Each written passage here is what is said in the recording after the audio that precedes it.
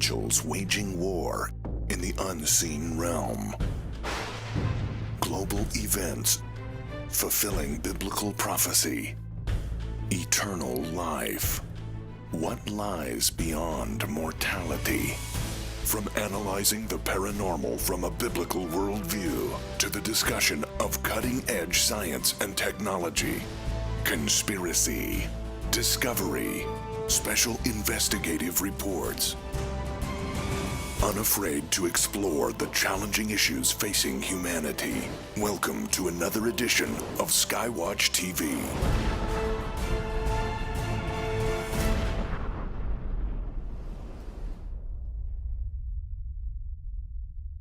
Very powerful movement on the earth right now in which some of the most prominent and popular religious leaders of the world are trying to convince you and me to worship creation instead of the creator.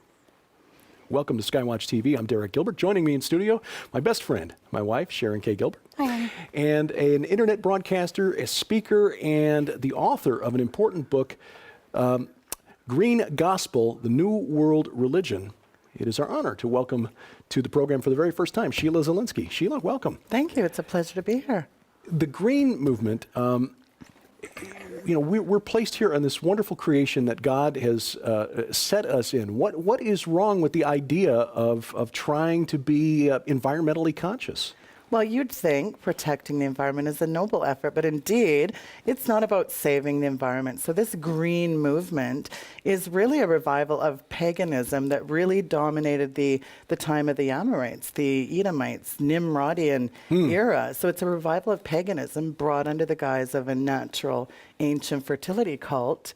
And this green gospel really is permeating. I mean, there's barely a day that goes by you don't hear about the green agenda. Sustainability, eco-friendly. These sound very benevolent, but it's actually a very, very malevolent agenda to bring in an ancient form of pantheism, which is earth worship. So like you said so astutely, Derek, it's really about worshiping the creation rather than the creator. Now, how is this manifesting in the modern movement? I mean, is this part of the climate change agenda? I mean, recycling? I mean, how does this all... It actually all melds together because it really started very sort of nefariously with Maurice Strong and some other players. Back in the 70s, you had front companies like the Rockefeller, Carnegie foundations. You have British come environmental Prince Philip, who is fond of saying he'd like to wipe the planet out as a deadly virus if he ever came back.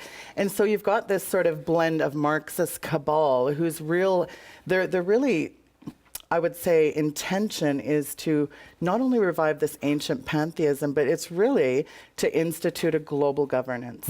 So that's under what the Pope is now doing. Pope Francis did this unprecedented move back in April where he issued a 184-page climate encyclical in which he said, Laodicea, he put his moral authority behind an environmental policy, which was stunning. And it was really unprecedented move because he normally would not be promoting Marxism. But this thing looks like he cut and pasted out of the Communist Manifesto. And this says, you are all responsible for global warming. Humans are the issue. I mean, humans are the issue. See, this is the very nefarious piece. Because you are a CO2 emitting pleb, we want to get rid of course, it's a depopulation plan. But Ted Turner and others, Bill Gates has a penchant for vaccinating everyone and has said on record, we want to get rid of 6 billion people. Well, that's a lot of people. When they want a nice little manageable population of 1 million, what happens to the other six? 6 on the planet. As of the Georgia Guidestones indicate, right? Oh, yeah. Yes. Yeah. We talked to Chris Pinto about that not long ago. Just very quickly, for people not familiar with Maurice Strong, who is he and why is he important? Maurice Strong was a very nefarious character that was a very good friend of Edmund D. Rothschild, and they instituted what was called back in 1992 the Rio Earth Summit. It was a very pagan festival where they had an Ark of the Covenant and they had a lot of pagan masks and did a lot of rituals.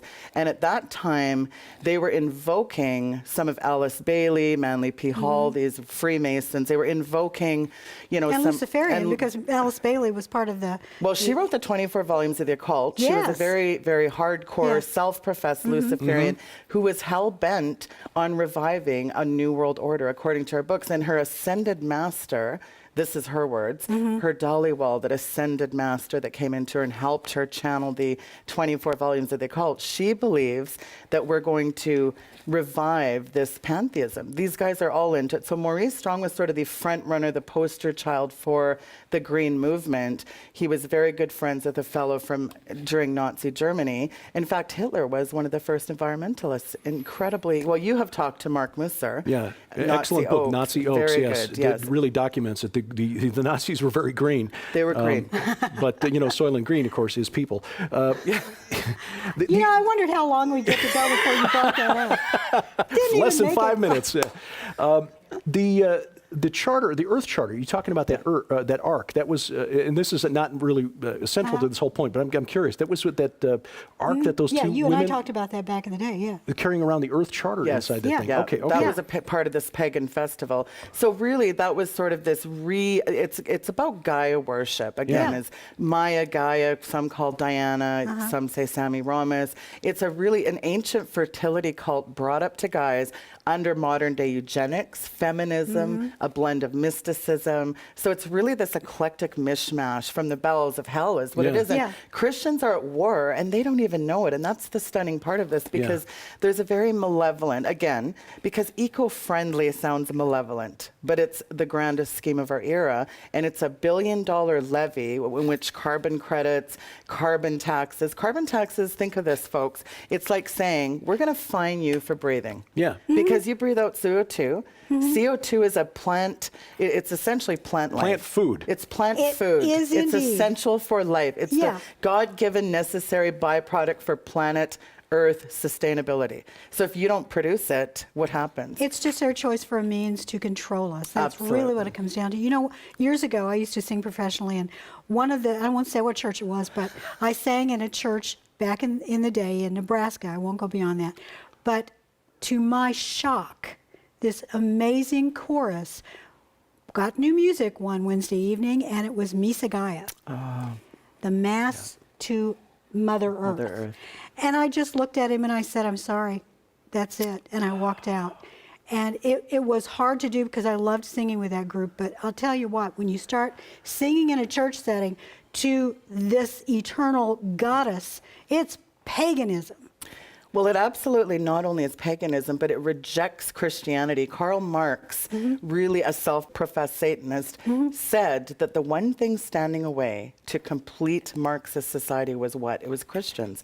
Christians are that far removed from earth worship. And Al Gore says in his book, Earth in the Balance, Mother Earth is a living, breathing, sentient being that needs to be protected at all costs, meaning earth worship is absolutely mandatory. In his book, he says that we have got to do the right thing and worship Mother Earth. And what's frightening is the tentacles of this green theology have woven themselves into today's church. There is an evangelical climate initiative that is frightening, that's been disseminated by hundreds of thousands of churches in the West are going green under these grants to go green.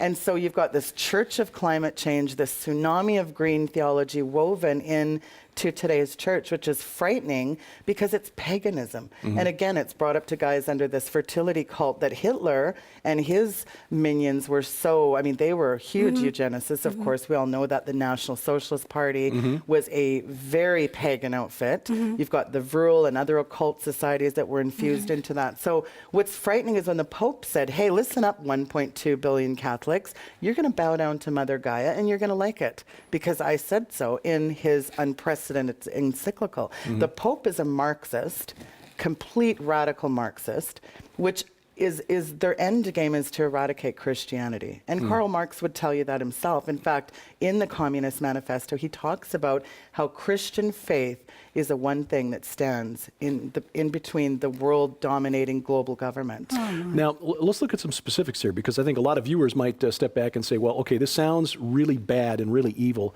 but when it comes right down to us at the local level, how is this affecting us? How is the Roman Catholic Church or the United Nations or the United States federal government going to impose, or the Canadian government in your case, going to impose this on us at the local level?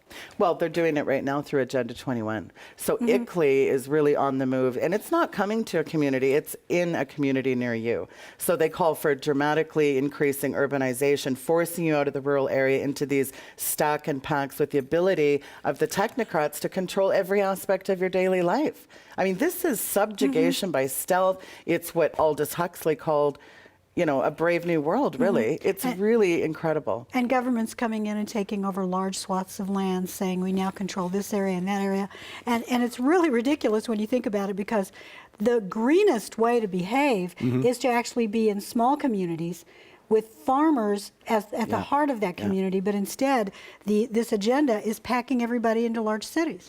Well, Gina McCarthy, the head of the EPA, no, the Environmental Protection Agency, and that's a really astute point, Sharon, because the EPA can close down your farm if you have a puddle on it. Yeah. It's so ridiculous. So the EPA, the BLM, you've got all these nefarious alphabet soup agencies that are telling you what you can do and can't do on your own property. And that's back to Marx. Marx did not like the idea, the life, liberty, and pursuit of happiness in capitalism. He was vehemently against this. He did not like that idea. He liked the idea of socialism. Marxism, socialism, communism is really very similar. The isms all stack up to we want to control you. Bingo. Yes, that's exactly right. And so the EPA determines now that we're going to close you down. We're going to shut. Well, look, it's happening at the BLM showdown. Clive and Bundy knows that well. You know, last rancher standing, 7 generations of cattle farmers. The little guy can't even afford to make a living with all. They're getting regulated off their own land. That's it. They're legislating through regulation. They're not passing laws. They're actually doing it through these government agencies. And right now, the laws in other parts of the world, in some cases, trump our own domestic laws. Yes, they do. And that's part of the Trans-Pacific Partnership and TTIP, the Atlantic version of that. It's frightening because it's coming at us from so many different directions. We'll continue our conversation in just a moment. Find out why watermelons are bad when Skywatch TV continues after this. To celebrate the release of Nita Horn's inspiring new book, No Fences, Skywatch TV would like you to tell your story, because after all, even if you don't think so, you actually have a story. Send in your story, and we are going to choose the 10 best, and they'll be published for Christmas release in an anthology of those stories, along with the book that you buy that is actually only $19.95, am I right on that? That's correct. For free. Tom Horn, crazy guy, he's throwing in a journal which on its own, most of these retail for $20 on their own. So this journal is to help you start writing your story. When you buy the book, not only are you going to be enrolled in this and you can send in your story, but you'll get a plastic pony, you'll get a journal of your own, and the proceeds from the book are going to help fund the studio we're building for Skywatch Women. And Nita Horn is going to be one of our panel members. The 10 authors who are selected for the anthology, published by Defender Publishing in time for Christmas, will also receive a $500 cash prize. That'll go a long way at Christmas time, won't it? Yes, it will. Even if your story is not one of those selected for the anthology, if you've taken the time to write your story, you've left a legacy for your children and for your grandchildren. Amen to that. For complete instructions and details on this opportunity, please log on to skywatchtv.com/nofences. Watermelons.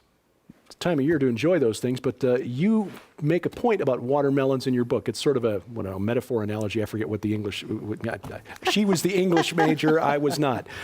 Watermelons. What does the term mean, and how do you apply it in your book, The Green Gospel? I use the idea because it is a very green agenda. So you've got green on the outside, but inside a watermelon, it's red. It is the blood red ideology of Marxism. The green agenda is the ultimate form of complete subjugation under the seemingly benevolent guise of Chicken Little. The sky is falling.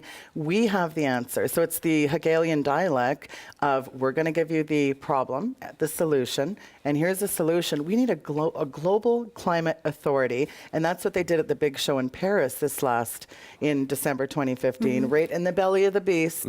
They were trying to implement a one world climate authority, because after all, we need to rescue you people from runaway global warming. As Al Gore has said on record, we had global warming, then we had a climate catastrophe. Now it's just climate change, but it was climate disruption. Why the change in the terminology? Well, what happened in 2009, ClimateGate, which it was a term that James Dillingpool dubbed ClimateGate because there was over 1,000 emails leaked out of the UK East Anglia University showing on record that a very small group of scientists wanted to get rid of the medieval warming period. The problem is, Derek and Sharon, it hasn't warmed in 18 years. In fact, we've been in a cooling trend. So here they're saying, oh, 2009 was the hottest year on record. No, 2011 is the hottest year. Al Gore said on Jimmy Fallon just months ago, Jimmy, we're not even in a climate, it's not climate change. We're not calling that, we're calling it what it needs to be called, a climate catastrophe. And if we don't act now, if we don't have a profound reorientation of every citizen on this planet, we're in trouble. So now we need to start prosecuting climate deniers like Sheila Zilinsky. And that's where it's coming in, because we're seeing even now it's being discussed in Washington whether or not those of us out here who say, no, we are not in the middle of climate change. We're in fact just in the middle of normal science taking place, because in many ways it's actually the sun that causes the sun is variation. the driver. The sun causes global warming. Who knew? Well, see, here's the deal. God knew what he was doing when he created the earth. The earth has been changing since its inception. And here's the thing. It's under God's benevolent control. It is. But these guys would like to convince the unsuspected masses, dupe them into thinking, Derek, because you breathe out that deadly CO2, and why it's deadly is the EPA got it classified as a deadly pollutant. I know, which makes no sense whatsoever. So now you have a group of people that are saying, listen, if we implement the Global Climate Authority, we can regulate through the United Nations, a very sinister group. And in fact, they have what's called the IPCC, the Intergovernmental Panel on Climate Change, which is not a scientific body. No. But yet they have implemented, I mean, their chair was a railway engineer. And when he resigned last spring, he said, this is my religion. It's my dharma. And that's the problem, is that environmentalism has become the fastest growing religion on the planet today. And it crosses all ethnicities, crosses all national backgrounds. And it's a feel-good religion. I mean, those who adhere to that, they feel that they're being, responsible and taking care of the earth. When the truth is, as Christians, we have been mandated the care of the earth, but it's different. We, as human beings, are different from the rest of creation. We are unique. We are God imagers on this earth. And yes, the Lord told us, care for things, but you don't use it to control humanity and allow Satan and a Luciferian doctrine to take over. The human infestation is diametrically opposed to Mother Gaia, Mother Earth. Look no further than your Starbucks coffee cup to see Mother Gaia. Yes, exactly. And so what it is, again, you have this cunning mixture of science, paganism, you've got it woven into feminism, Eastern mysticism. So you have this the green tentacles of this are in everything today, from your EcoBoost on your car to recycling. It's all a part, which goes back to this Earth Summit in '92, where they wanted to implement at that time an Earth Charter, and they sent out literature to thousands of schools in America. The kids would say, I pledge allegiance to Mother Earth. I mean, it was so frightening, and we're still seeing that. And on the heels of that, Al Gore and others say the science is settled. The debate is over. Science is never settled. No. Science is an ongoing, the debate is over. There was never a debate. No, there was not. If they truly, if those within the power, like Al Gore and others, who truly believed that we need to change the way we are living in order to make us more sustainable, why do we have so much plastic? Yeah, Why? convenience. When I was a kid, plastic wasn't around. That's right. We had returnable bottles. That's right. Why did they not go back to that? It's because this is just an excuse. This is also a billion-dollar industry. Oh, Yeah, yes, exactly. that's exactly. They've got the power to It's get petroleum exempted. based. And now we And know how is that it they can have all of these climate summits where all these guys are using up all of these carbon credits, flying in and flying out of wherever they're going? Obama's hand-picked science czar, John Holdren, wrote a book. He co-authored a book with Paul Ehrlich called Eco-Science. Now, Ehrlich was the author of Population Bomb, in which he said, by 2000, everything is, we're going to be wiped out. Every single prediction these guys make never happens. Right. They never come true. And so where is the accountability for all this? Al Gore said New York was going to be underwater in 2007 in his Convenient Lies, as I call it, documentary. It was Inconvenient Truth, which a UK judge ruled it was complete propaganda. And yet he won an Academy Award. Yeah. He won a Nobel. He was nominated for a Nobel Peace Prize on a piece of propaganda that said polar bears are drowning, the sea levels are rising, yet he bought an oceanfront San Francisco Bay property. But sea levels are rising 20 feet by next Wednesday. Well, winning a Peace Prize doesn't necessarily mean you've done anything. Yeah, exactly. Just in the last few minutes here, because I want to take this back to the origins in mankind's distant past. You talk about the earth worship, fertility cult worship, going all the way back to the days of Nimrod. We're talking 5,000, 6,000 years ago. How did that become what we see today? I mean, what is at the heart of all of this? Well, at the heart of it, it's really, there's three sort of areas. Depopulation is a key piece of this. Again, the infestation that is Christians, namely. Now, Christians really are diabolically, opposed to this Marxist cabal. But that's the thing that people don't understand is Christians don't know that. So you've got this piece of paganism. You've got another prong, which is the depopulation. But it's also about the global climate authority. It's about global control, global governance. That's a huge piece of it. So it's the best of, if you can, when you look at John Holdren, back to Obama's handpicked science czar, they want to start doing things like they say in Population Bomb, forced sterilization, forced abortion.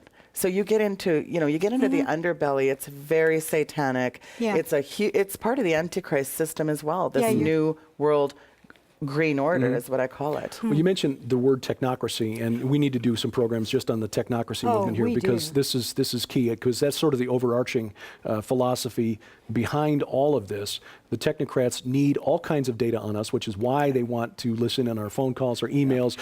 We're offered incentives if we let a insurance company plug a device into our car, so they see how and where we drive.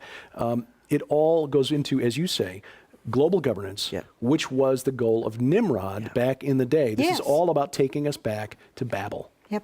Amen. It is. And that's the frightening part is how, think of this word, evangelical climate change initiative. So you've got Al Gore and the United Nations printing literature with Alice Bailey's Lucius Trust is the publication company for all the green literature. So you've got them pumping out these green incentives for churches.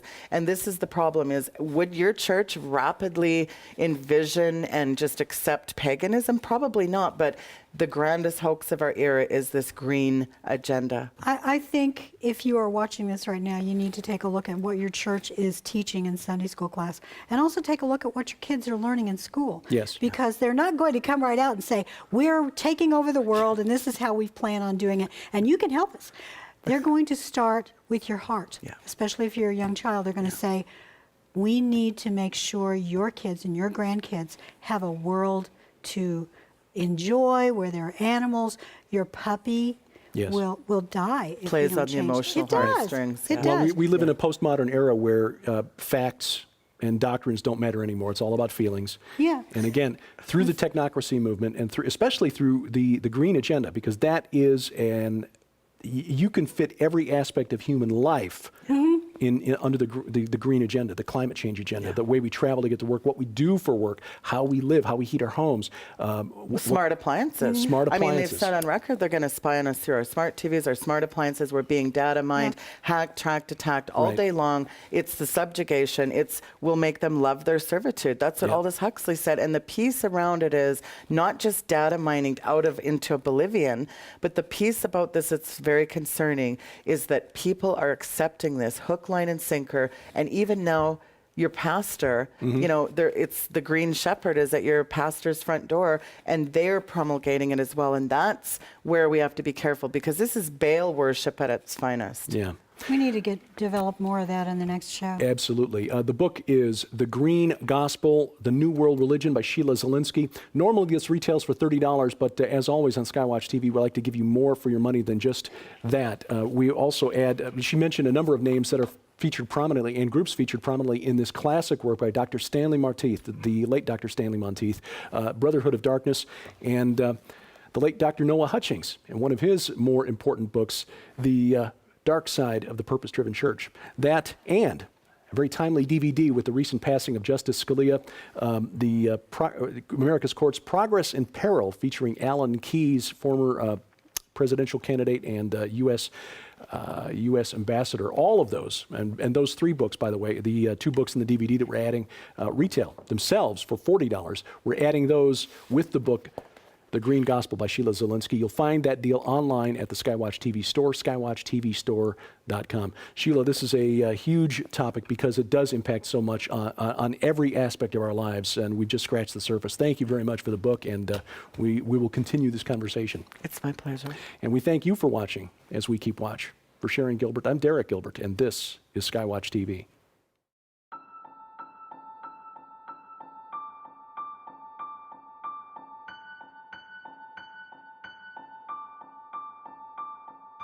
From the time she was little, Nita dreamed of horses. Every childhood fantasy rode on the back of a heroic white steed, coming to save the day. I don't know how long I've had this love in my heart for horses. It's just always been there. And when we were little girls, my sister and I would play all day long. I was always the white horse and she was always the little pink pig.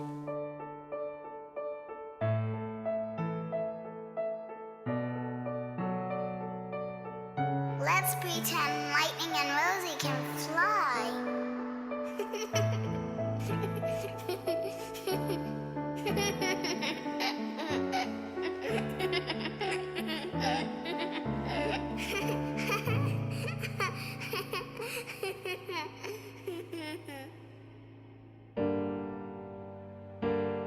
But everything changed in a heartbeat. On December 9th, 1971, a tragic car accident claimed the life of my dad and my best friend and my little sister. And I wondered after that if there was anything left to believe in.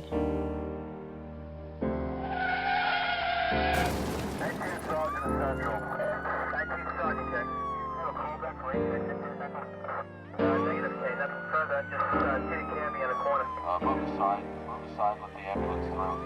Please move aside. As a child of 13, I felt like I had lost practically everything. And I wondered, is this it? I mean, where do I go from here?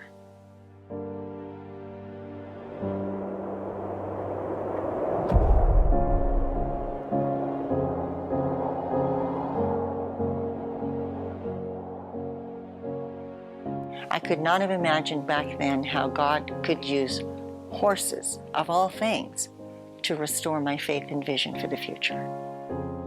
Starting April 19th, get your copy of Nita Horn's inspirational new book, No Fences, and learn for the first time her amazing story of loss, survival, determination, and healing. How the vision and love God gave her for these beautiful and majestic animals eventually led to the 150-acre Whispering Ponies Ranch, a general retreat facility, as well as a premier training location that specializes in using and gifting therapeutic animals to benefit the herding.